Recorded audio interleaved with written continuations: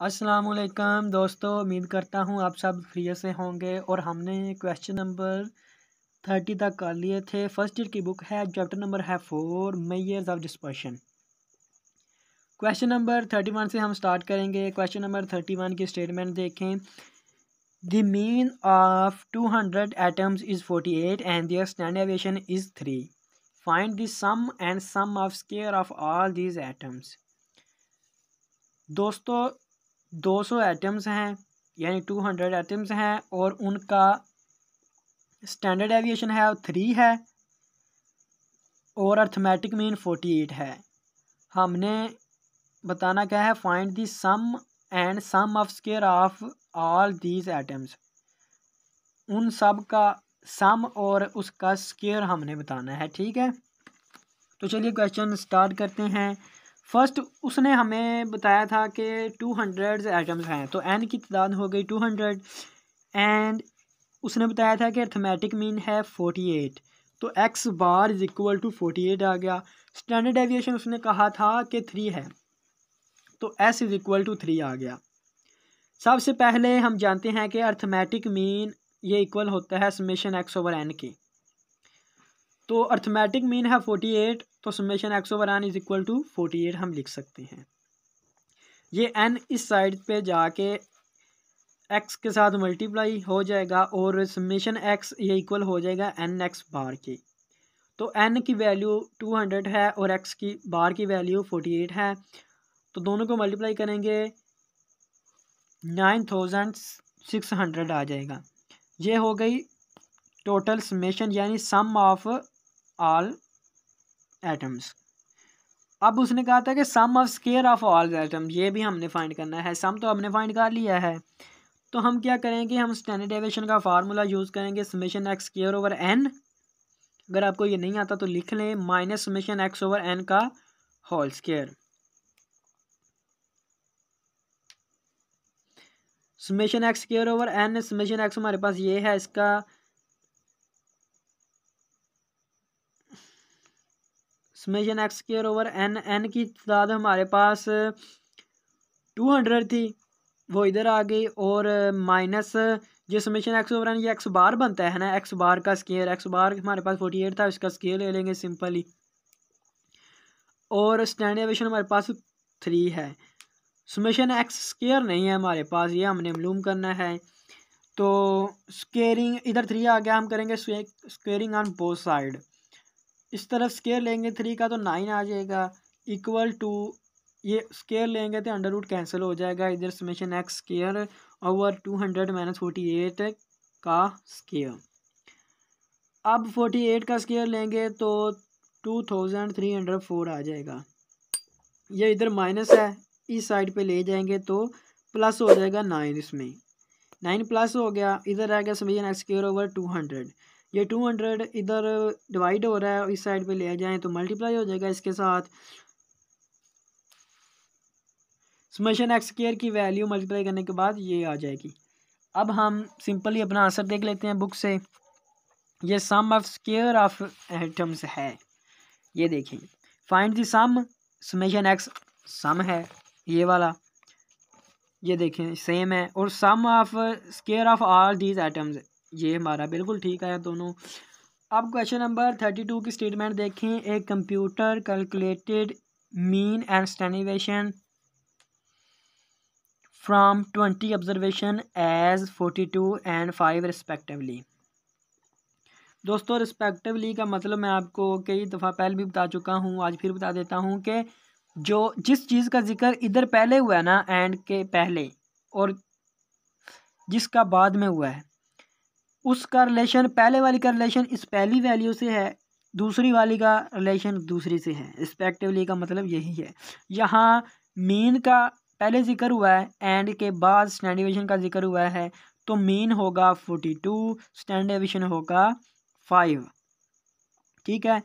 It was later discovered at the time of checking that it had copied down 2 values as 45 and 38, whereas the correct value was 35 and 58. Find correct value of coefficient of variance. तो coefficient of variance आ गया, हमने find करना है। सबसे पहले उसने दो values गलत लिख दी हैं, उन्हें ठीक करना है। तो चलिए देखते हैं ये क्वेश्चन कैसे करना है। क्वेश्चन नंबर है 32। एन की तादाद उसने हमें 20 ऑब्जर्वेशन दी थी, आपको याद हो तो एन 20 हो गया। एक्स बार उसने कहा था, मीन हमारे पास है 42, स्टैंडर्ड डेविएशन उसने कहा था 5 है। यही चीज़ें उसने हमें दी थी। अब स्टैंडर्ड डेविएशन का स्क्वायर ले लें तो हम जानते हैं वेरियंस निकल आता है, तो वेरियंस हो गया 25। एक्स बार ये 42 है, इसे हम समेशन एक्स ओवर एन लिख सकते हैं, और समेशन एक्स एन इसके साथ मल्टीप्लाई हो जाएगा एन एक्स 12, इसे लिख सकते हैं ऐसे, आपको जानते हैं। इसे हम ऐसे भी लिख सकते हैं, आप ये जानते हैं। अब दोस्तों आगे हम क्या करेंगे,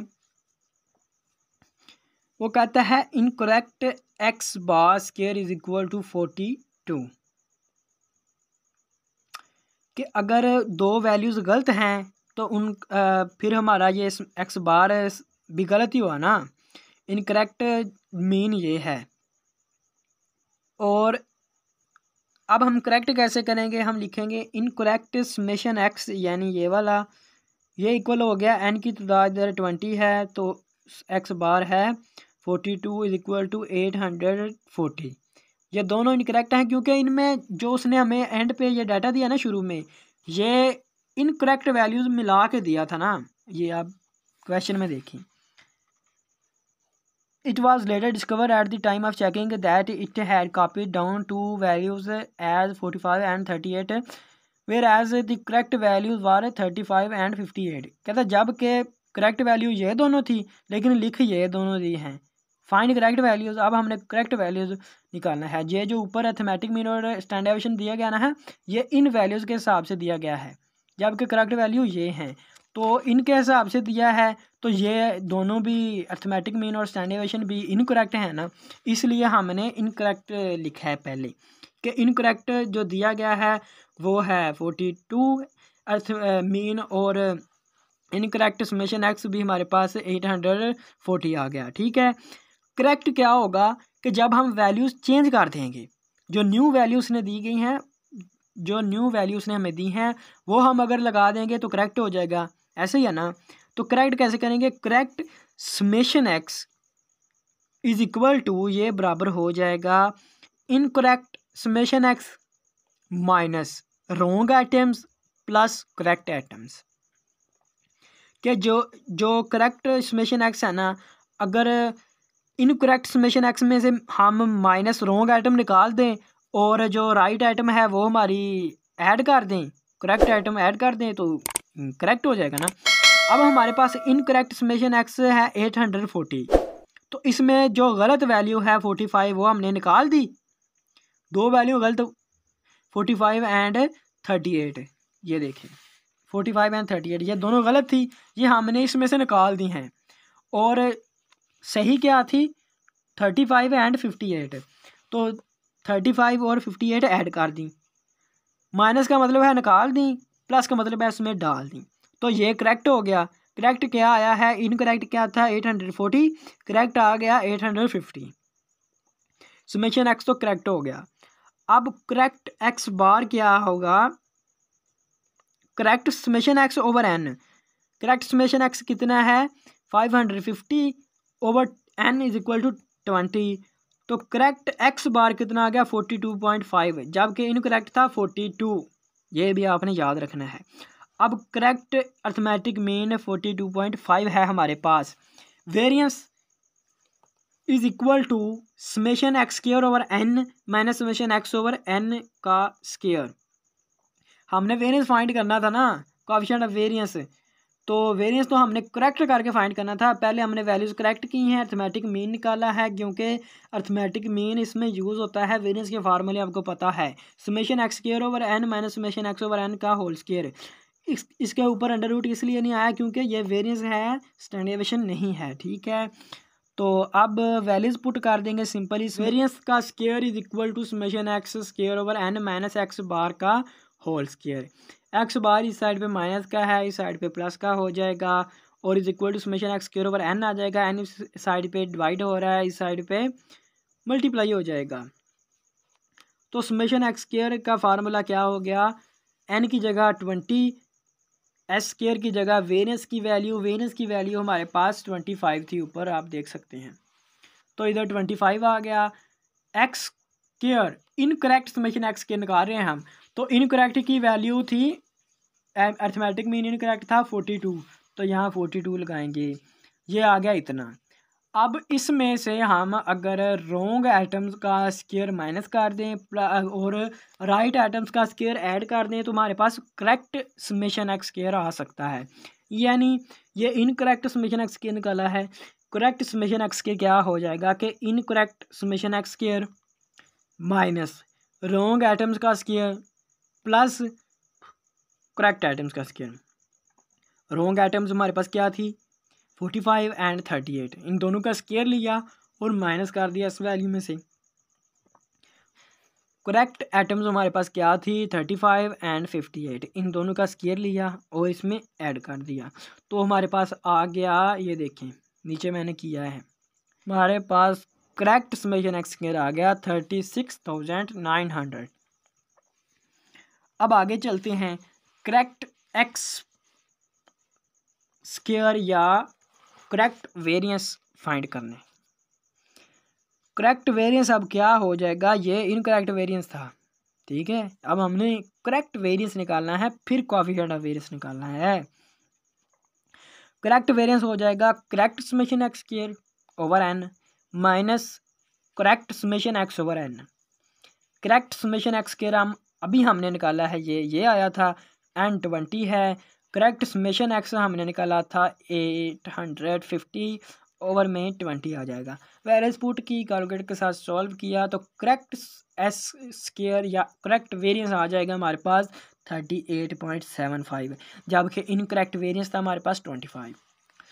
तो करेक्ट स्टैंडर्ड डेविएशन क्या हो जाएगा, इसका सिंपली अंडर रूट ले लेंगे। करेक्ट स्टैंडर्ड डेविएशन आ गया 6.225। सो कोएफिशिएंट ऑफ वेरिएंस में हमें चाहिए होता है स्टैंडर्ड डेविएशन ओवर एक्स बार, तो करेक्ट स्टैंडर्ड डेविएशन ये वाली लगाएंगे इधर, और करेक्ट एक्स बार हमारे पास आया है 42.5, ये हमने निकाला था। मल्टीप्लाई बाय 100 कैलकुलेटर के साथ सॉल्व करें तो 14.65% कोएफिशिएंट ऑफ वेरिएंस में लाजमी लगाते हैं। ये आंसर हमारा ठीक आ गया है। अगर कहीं किसी पॉइंट से नहीं समझ आई तो आप मुझसे व्हाट्सएप पे रब्ता करके पूछ सकते हैं या कमेंट में अपना क्वेश्चन पोस्ट कर सकते हैं। अब आप देखें क्वेश्चन नंबर 33। क्वेश्चन नंबर 33 की स्टेटमेंट है,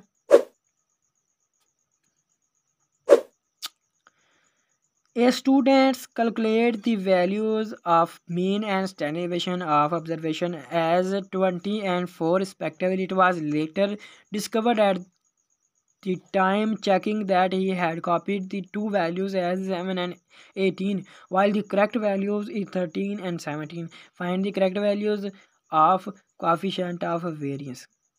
बिल्कुल वही है, उसमें कंप्यूटर कैलकुलेट कर रहा था, इसमें स्टूडेंट कैलकुलेट कर रहा है।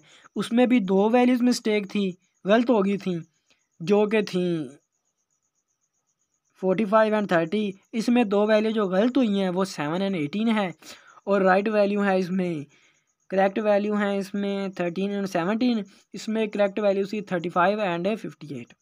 बिल्कुल वैसा ही है। Find the coefficient of variance ही हमने करना है।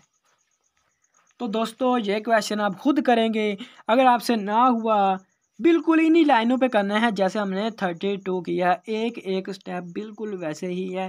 पहले इनकरेक्ट निकालना है समेशन एक्स, फिर करेक्ट निकालना है, एंड पे जाके correct coefficient of variance find करना है, ठीक है।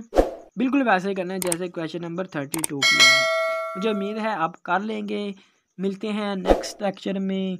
खुदा हाफिज़, अपना ख्याल रखिएगा, दुआओं में याद रखिएगा।